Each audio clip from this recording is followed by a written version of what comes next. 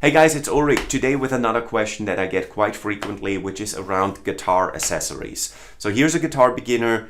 He or she got himself a nice, playable, good, decent guitar. Now the question is, what do I need in terms of accessories? Because if you go on Amazon, if you go online, people tell you need this, you need that, you need special cleaning products, and blah, blah, blah, blah, blah. So I thought I'd put an article and a video together where I try to provide a little bit more clarity around that. Look, it's ultimately just my opinion. Take it for what it's worth. But what I try to do is categorize the most common guitar accessories into three groups where I said like, okay, the first group are accessories that I feel are actually must-haves for anyone who starts playing guitar. So these are the items that I strongly recommend. The second group, those are products that I feel provide a lot of value, are definitely something that I can recommend, but not necessarily items that you absolutely need to get started. So these are items you can get later on if you wanted to. So again, good to have, but not necessarily needed to get started. And then the third category are just items that I feel add very little or no value at all. Go on my website, read everything. Everything is nicely visually prepared for you with specific recommendations to specific products that I can vouch for, that I either own, that I tried, or that I know well enough to confidently recommend to you. So for the first group, the items that I feel everybody should have, there are 3 to 5 products, if you will. What I absolutely recommend for the guitar beginner is obviously a guitar tuner. Very popular are these clip-on guitar tuners. They are cheap, they work well, they are handy, they're convenient. In addition to that, you get other tuning devices. You could get other tuning devices such as a pedal guitar tuner. Those are very handy if you play electric guitar. You just want to line them up with your other pedals. They're a little bit more expensive. Long story short, you want a guitar tuner. If you start playing guitar, definitely tuning your guitar is a little bit tricky, and therefore having a good tuner is absolutely a good idea. On my website, again, specific recommendations with very good tuning devices that I can highly recommend. The other item that I recommend is spare strings. I don't have any here on me. They're all in the drawer. But strings are obviously, strings can break, and you want to make sure that you have access to some spare strings to replace any broken strings on your guitar, or after a while. Also, they start feeling a little dull. There could be other reasons why you want to change them. Sometimes they start corroding a little bit, depending on things like humidity. So having spare strings available to you, obviously a very good idea. The same is true for guitar picks or plectrum. These things disappear. I can't tell you how many I lost over the years. So get yourself a 12 pack or something like that. Put it in the drawer. They're always nice to have. With regard to strings and guitar picks, stay somewhere in the middle as a guitar beginner. For the picks, they come in different flexibility levels. Start with a medium. It's usually indicated by a little letter or spelled out on the plectrum itself. So medium, that's a good way to get started, and then later on you probably develop a feel or preference to say like, I like mine a little bit harder, a little bit softer, and then you can switch. But for the beginner, start with medium. The same is true for the string and the string gauge. You can get ultra thick strings or ultra thin. I recommend start somewhere in the middle.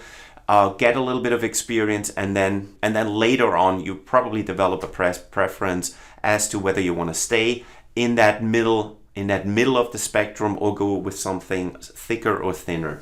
So tuner, strings, and guitar picks, those are the 3 essential items that I feel every guitar beginner should have. Now you can expand that group a little bit, or can argue this belongs in the second group, or this should actually go in the first group. It doesn't matter. It depends on your individual situation. But another useful device, very useful, is a metronome. I highly recommend that you get yourself a metronome.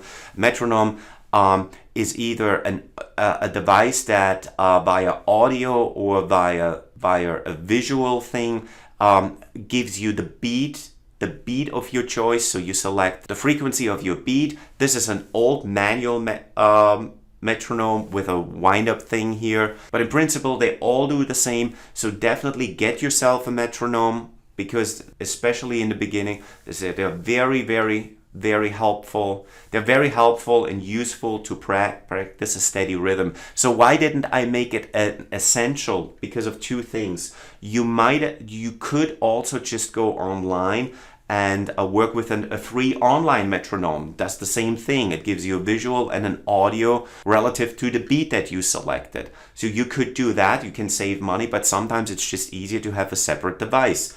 Also, some guitar tuners come with an integrated metronome, and depending on what model you get yourself, it might render the actual metronome obsolete. So then in that case, you obviously don't need to buy a metronome separately. Another good device to have is a capo. Capo lets you, very simplistically speaking, just lets you change the key in which you play your guitar. Sometimes songs require the use of a capo in order to stay true to the original version. So having a capo or getting yourself a capo at some point is definitely a good idea. So then there are other very useful guitar accessories that you may or may not want, like a sheet music stand, or music stand, whatever they're called. So if you work with a guitar book, I have one right here. I don't know if I can pull it into the picture. Yeah, it should work. See, something like that. Very helpful if you work with a book, guitar book or so.